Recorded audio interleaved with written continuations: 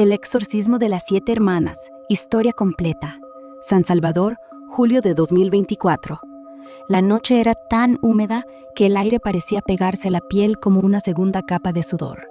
La iglesia Monte de Sión, un bloque de cemento pintado de blanco sucio en el barrio de Mexicanos, brillaba bajo las luces de emergencia. Dentro, el olor a incienso barato se mezclaba con el de la carne humana y el miedo. La hermana Marta tenía 53 años y una reputación que cruzaba fronteras. Decían que había sacado demonios de ateos, de brujos, de niños que nunca habían pisado una iglesia. La llamaban la Libertadora. Esa noche la habían llamado porque la madre de las 7 hermanas López ya no sabía qué más hacer. Se llamaban Ana, Beatriz, Carla, Daniela, Elena, Fernanda y Gabriela, de 19 a 34 años. Todas guapas, todas calladas, todas con la misma mirada vacía desde que eran niñas. La madre juraba que el espíritu las había tocado la misma noche de 2009, cuando un terremoto sacudió el país y el techo de su casa se derrumbó. Desde entonces hablaban al mismo tiempo, terminaban las frases de la otra, soñaban los mismos sueños, y a veces, sin razón, una de ellas se ponía a reír con voz de hombre viejo. Esa noche las trajeron atadas. 7 sillas de madera en el centro del templo, 7 correas de cuero alrededor de muñecas y tobillos. El pastor Raúl Morales, un hombre de voz grave y barba canosa, había reunido a sus 7 diáconos más fieles, hombres fuertes, casados, padres de familia. Formaron un círculo perfecto: aceite de oliva bendito, sal gruesa, una Biblia abierta en Marcos 5, todo según el manual. A las 10 de la p.m. exactas empezó la oración. En el nombre de Jesús, salgan de estas hijas. Las 7 hermanas levantaron la cabeza al mismo tiempo. Sus ojos, antes marrones, se volvieron completamente negros, como si alguien hubiera vertido tinta dentro. Y hablaron. 7 bocas, una sola voz ronca, antigua, como si un anciano llevara décadas gritando desde el fondo de un pozo. Somos 7, somos legión, somos las dueñas de esta casa. El pastor no se inmutó, impuso las manos sobre la cabeza de Ana, la mayor. Te ordeno, espíritu inmundo, que salgas. Las 7 rieron, una risa idéntica, sincronizada, que rebotó contra las paredes como un eco multiplicado. Entonces, Daniela, la más joven de 19 años, abrió la boca y escupió. Un diente blanco y sano cayó al piso de cemento. En el momento en que tocó el suelo, se movió. Patitas negras brotaron de él. Se convirtió en una araña del tamaño de una mano, que corrió directamente hacia el pastor. Raúl la aplastó con el pie. El sonido fue húmedo, como pisar una fruta podrida, y entonces todo se invirtió. El pastor sintió un frío que le subió por las piernas. Sus manos, todavía sobre la cabeza de Ana, empezaron a temblar. La voz que salió de su propia boca ya no era la suya. Gracias por el cuerpo nuevo. El demonio saltó, de Ana al pastor, del pastor al diácono más cercano. En menos de 20 minutos, los 7 diáconos estaban poseídos, y las 7 hermanas, tranquilas, sentadas en sus sillas, sonriendo con dulzura, mirando el espectáculo como quien ve una película que ya conoce. Lo que pasó después nadie lo olvidará jamás. Los diáconos empezaron a arrancarse la ropa, uno se tiró al suelo y lamió el piso, tragando el polvo y la sangre que ya empezaba a correr. Otro se mordió el brazo hasta arrancarse un trozo de carne y se lo ofreció a su compañero como si fuera pan de comunión. El diácono más joven, José, se clavó las uñas en el pecho, abrió la piel y sacó su propio corazón. Todavía latía. Lo sostuvo en la palma de la mano y lo miró con curiosidad, como un niño que encuentra un juguete nuevo. Luego se lo metió en la boca y siguió hablando perfectamente, con la voz del anciano. Estos cuerpos están cansados, pero los suyos son frescos.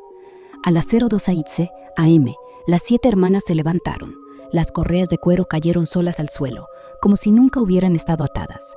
Caminaron descalzas hacia la puerta, tomadas de la mano, formando una cadena perfecta. Al pasar junto al pastor, que ahora estaba de rodillas vomitando sangre negra, Gabriela, la mayor, se detuvo y le acarició la cabeza con ternura. Gracias por darnos cuerpos nuevos, le dijo con voz de niña buena. Estos ya estaban muy usados. Salieron cantando un coro infantil que todas las madres salvadoreñas conocen. Jesús me ama, bien lo sé. Sus voces eran puras, angelicales. Detrás de ellas, los 7 diáconos se arrastraban desnudos, babeando, gimiendo. Al día siguiente, las 7 hermanas López aparecieron en sus casas como si nada.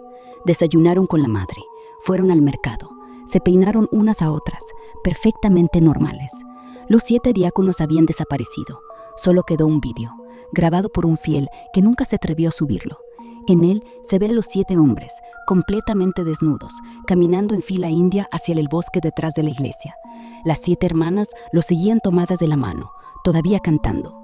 Pero los rostros ya no eran los de los diáconos, eran los rostros de Ana, Beatriz, Carla, Daniela, Elena, Fernanda y Gabriela. 7 veces la misma sonrisa, 7 veces los mismos ojos negros. El vídeo dura 3 minutos y 27 segundos. Al final, las 7 nuevas figuras se dan la vuelta hacia la cámara y dicen al unísono, con voz dulce: ahora somos 8. La hermana Marta nunca volvió a ejercer. Se encerró en su casa y no sale. Dicen que todas las noches, a las 0:12 Itze, escucha 7 voces de niña cantando en el patio. La iglesia Monte de Sión sigue abierta. Cambiaron al pastor, el nuevo, el reverendo Luis. Es joven, entusiasta, lleno de fe. Cada domingo predica sobre liberación espiritual.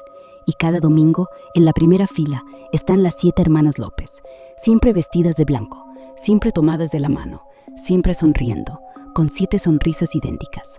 Cuando el reverendo Luis habla de echar fuera demonios, ellas asienten con la cabeza, muy despacio. Y a veces, solo a veces, una de ellas, cualquiera, se inclina hacia la otra y le susurra algo al oído.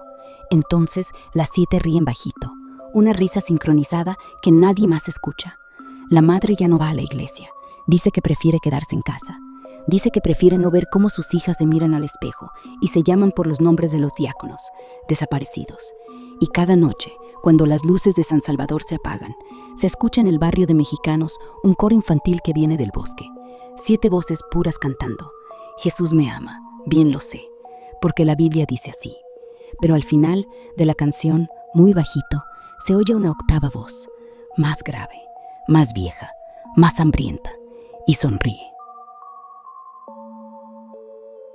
El baile del Espíritu Santo, Iglesia Gloria Eterna, Colonia Doctores, Ciudad de México, 31 de diciembre de 2024.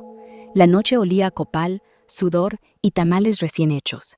Afuera, los cohetes ya empezaban a reventar en el cielo negro, pero dentro del templo la fiesta era otra. Habían puesto guirnaldas de luces de colores sobre las paredes de bloc pintadas de blanco sucio. En el altar, un árbol de Navidad de plástico con luces intermitentes iluminaba el letrero pintado a mano. Este año, el Espíritu nos lleva hasta el amanecer. El pastor Raúl Mendoza, 63 años, barba blanca recortada y voz de trueno, subió al púlpito a las 11:30. Detrás de él, el equipo de alabanza, 4 jóvenes con camisetas negras y jeans ajustados, afinaba guitarras y teclados.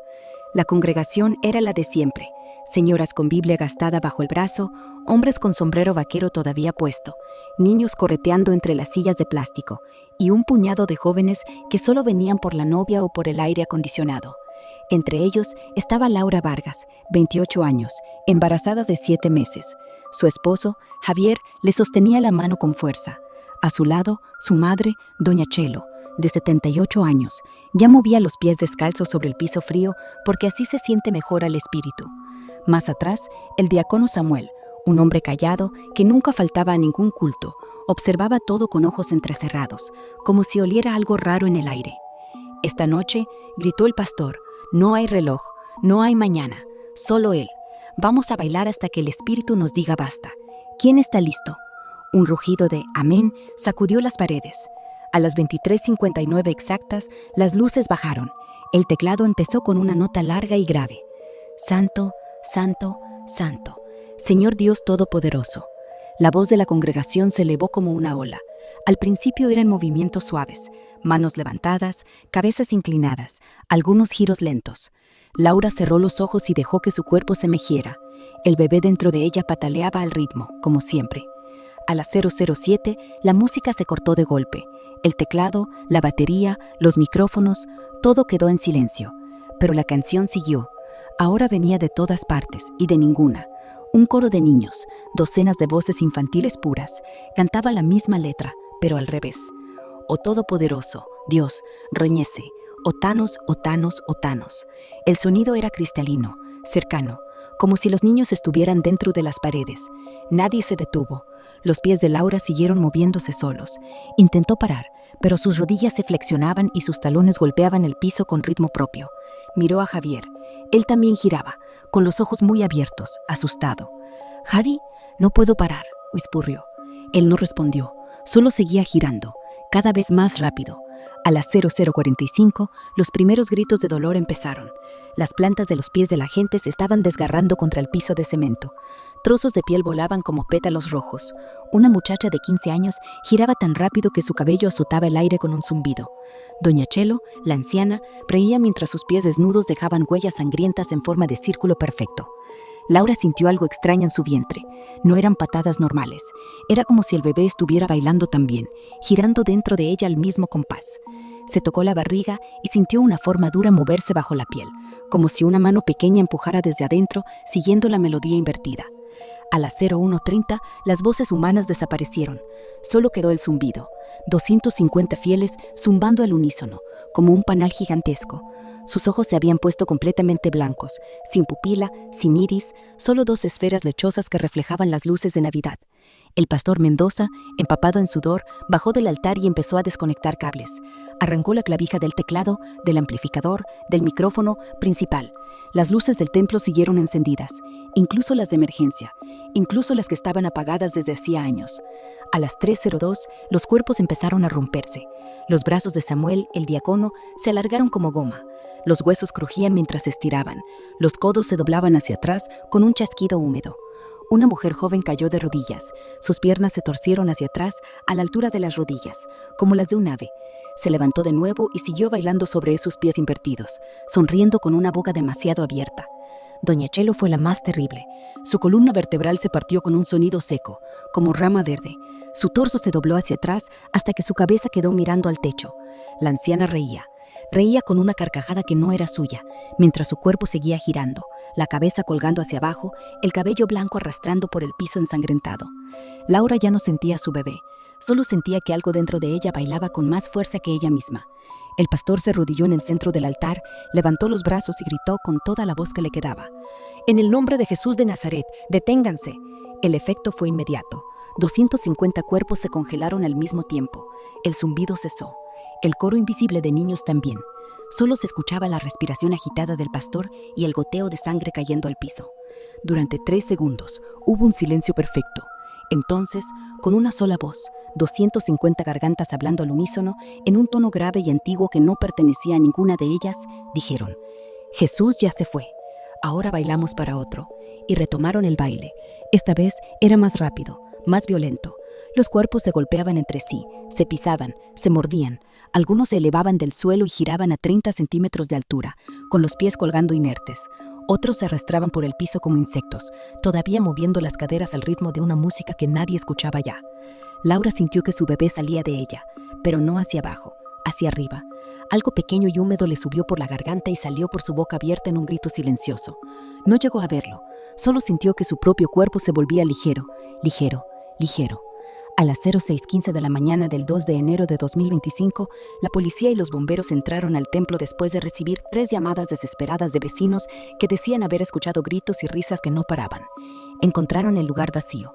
250 pares de zapatos perfectamente alineados sobre el piso, formando una cruz invertida gigantesca que ocupaba casi todo el salón. Algunos zapatos todavía humeaban, otros tenían los cordones atados con nudos imposibles. En el centro exacto de la cruz, escrito con sangre todavía fresca y brillante, estaba el mensaje: «Gracias por la música, volveremos el próximo año nuevo». No había cuerpos, no había ropa, solo zapatos y sangre, y en el aire, muy débil, todavía se escuchaba el coro de niños cantando al revés. Desde entonces, cada 31 de diciembre, a las 23:59, en al menos 7 iglesias pentecostales de la Ciudad de México, se repite el mismo fenómeno. La música se corta sola y una canción lejana empieza a sonar desde las paredes. Algunos fieles dicen que no pueden evitar mover los pies. Otros cuentan que sus hijos pequeños empiezan a tararear «Santo, Santo, Santo», pero al revés. Y en la colonia Doctores, la iglesia Gloria Eterna sigue cerrada con candado y sellos policiales. Pero cada noche de fin de año, si pasas por la calle a las 11:59, puedes escuchar, muy bajito, el sonido de cientos de pies descalzos golpeando el piso de cemento y una sola voz de anciana riendo, con la cabeza hacia atrás.